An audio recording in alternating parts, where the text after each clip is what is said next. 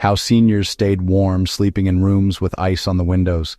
Winter bedrooms with ice tracing the glass were not rare in the 19th and early 20th centuries. For millions of older adults, this was not an emergency condition, but a seasonal reality managed with discipline, materials knowledge, and routine. What follows is a practical, historically grounded guide to how seniors actually slept warm in those conditions, written for those who care about how people survived cold without modern heating, electric blankets, or sealed buildings. They treated the bed as the primary heating system rather than the room. The central principle was simple and deliberate. Heating the body mattered more than heating the air. Bedrooms were often unheated or only briefly warmed before sleep. Seniors focused on turning the bed into a microclimate that trapped heat efficiently. This began with height and mass. Beds were raised well off cold floors, often on thick wooden frames to reduce conductive heat loss. The mattress was never thin.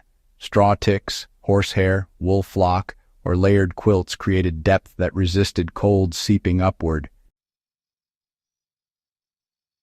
Today, the same logic applies by adding dense layers under the sleeper rather than relying on room heat.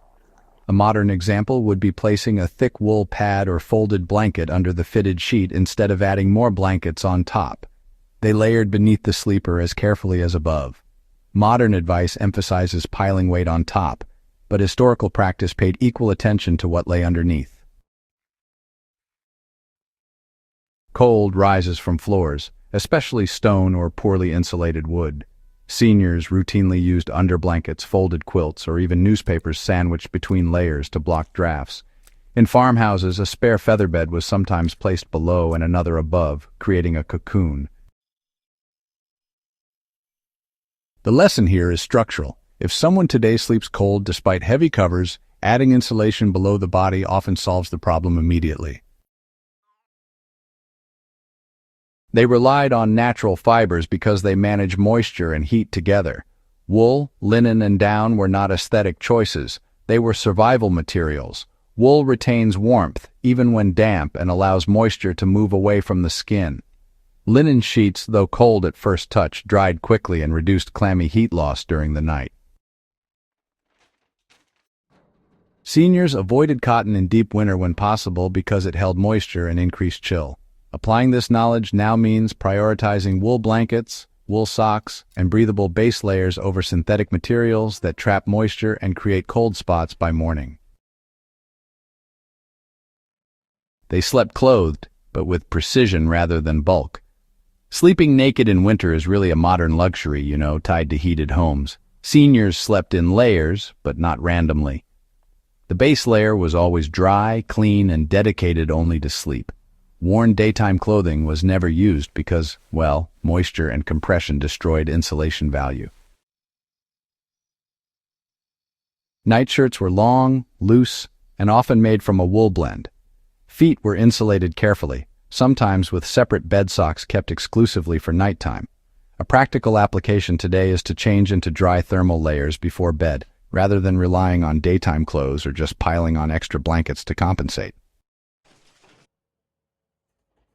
They sealed the sleeping area from moving air. Cold air movement was actually more dangerous than low temperature. Seniors blocked drafts obsessively. Windows were covered with heavy curtains, quilts, or layered fabric tacked in place for the winter.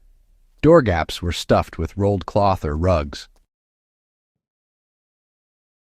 Beds were positioned away from exterior walls when possible. In some regions, bed curtains or box beds were standard, creating a tent-like enclosure that trapped body heat. Modern equivalents include thick curtains, draft stoppers, and placing the bed away from exterior walls rather than directly under windows. They use localized heat briefly and strategically. Hot water bottles, heated bricks, or soapstones wrapped in cloth were used to pre-warm the bed, not to provide heat all night. Seniors understood that once the bed was warm and sealed, body heat would maintain it. Overheating was avoided because, sweat meant danger later on. This method still works, Warming the foot of the bed for about 10 minutes before sleep often eliminates the need for extra covers and helps prevent cold feet, which, honestly, disrupts sleep more than a cool room ever will. They controlled moisture to prevent dangerous chill.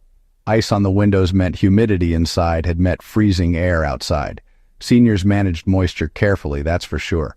Wet laundry was never dried in sleeping rooms during winter. Breath moisture was managed with layered bedding that let vapor escape without chilling the body. That's why wool and down were the mainstays of winter beds. Applying this today means, well, avoiding humidifiers in cold bedrooms and choosing materials that regulate moisture instead of trapping it. Well, they aligned their sleep habits with the seasonal reality, you know. Seniors, they adjusted their routines instead of fighting against the season. Bedtimes were set earlier in the deep winter, just to make the most of those long nights and get enough rest.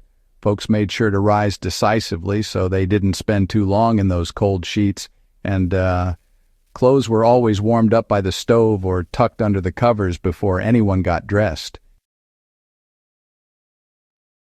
They accepted cold air while protecting the core. A cold room was not considered unhealthy if the body remained warm and dry. Fresh air was valued, but drafts were not. Seniors prioritized core warmth over ambient comfort. This distinction matters today when people overheat rooms while sleeping poorly. A cool room with a well-insulated bed often produces deeper, safer sleep than a warm room with inadequate bedding. They treated winter sleeping as a system, not a single trick. No single item kept seniors warm. It was the combined effect of bed structure, materials, clothing, air control, and routine. Remove one element and the system weakened. This is why these methods worked even when windows froze solid. Applying this knowledge today means thinking in layers and systems rather than gadgets. If this kind of grounded, experience-based history matters to you, subscribe to Living Through the Seasons. Share this guide with someone who values practical knowledge drawn from real lives lived in hard conditions. These lessons endure because they worked, and they still do.